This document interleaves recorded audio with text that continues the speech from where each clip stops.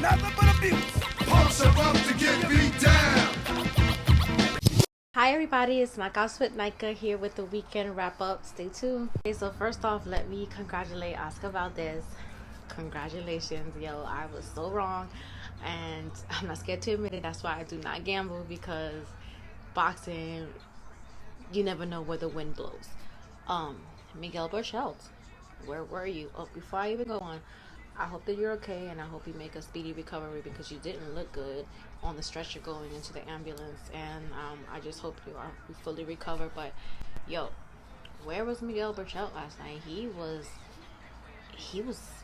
looked like shit. That's just as blunt as I can be. He looked like shit, and now I know why you were ducking Jamel Herring and some other guys, because you're not used to these fighters that are like swift on their feet.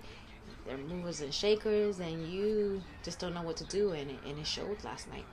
I'm highly disappointed, because damn, I feel like there's a lot of smoke and mirrors with Miguel Berchelt, and I really think it had a lot to do with the weight, because I don't know if you guys seen the weigh-in.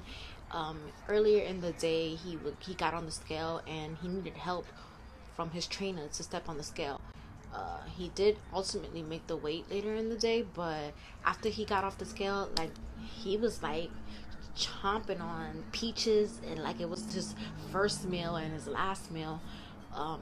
He drank the water faster than the thirstiest man on earth. He definitely did not have control over his weight in this camp, and maybe he needs to move up in weight, but maybe he needs to retire, I don't know. But he definitely didn't regain any strength in the next day after the weigh-in, because he looked like he didn't have legs in the fight at all. I really have a question, because I don't understand how come a lot of these fighters who spend thousands of dollars on jewelry, flashy cars, doing the most, but they don't spend the money on a nutritionist. I don't understand. And you might want to throw JoJo in that mix, because the day after he lost his fight, well, they called it a draw, but he lost his belt on the scale. He posted a video of a blinged out chain, and that some of that money he could have used for a nutritionist, and he would have had his belt. But what do I know?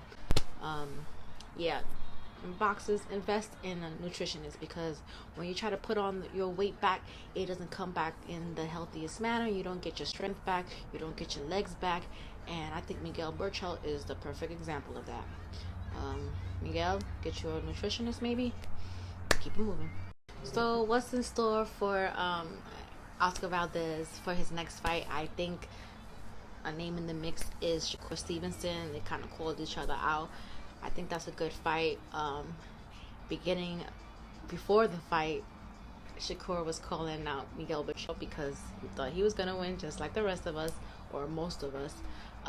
So we'll see how that goes. I do want to speak on the trainer Reynoso and the Canelo camp. I just want to say that I'm curious. I'm so curious to see Andy Ruiz. With all these fighters that have been getting these wins with Reynoso's camp, I'm curious to see what Andy Ruiz is doing. Give us a fight, Andy, because I want to see what Reynoso's doing over there. Give us a fight, Andy Ruiz. Let me see what they're doing over there. Let me see if they're making moves and really, changing body parts over there, giving you new skills, taking out your brain, something.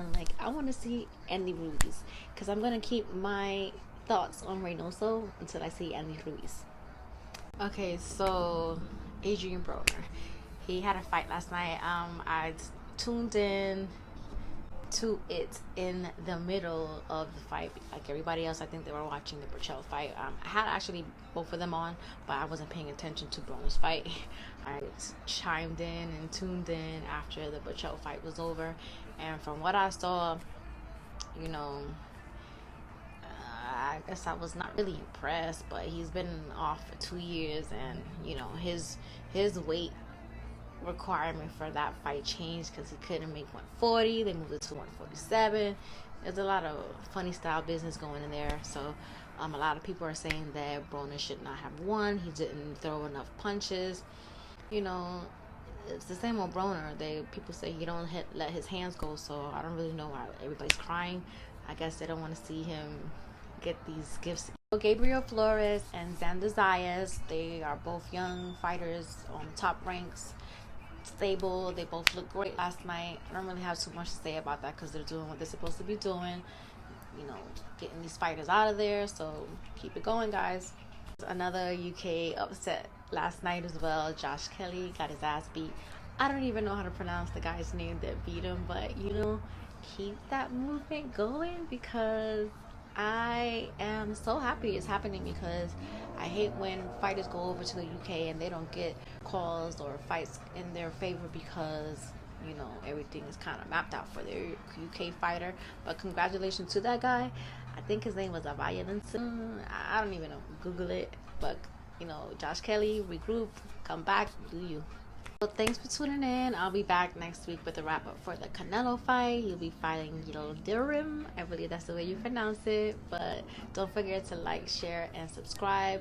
Thank you.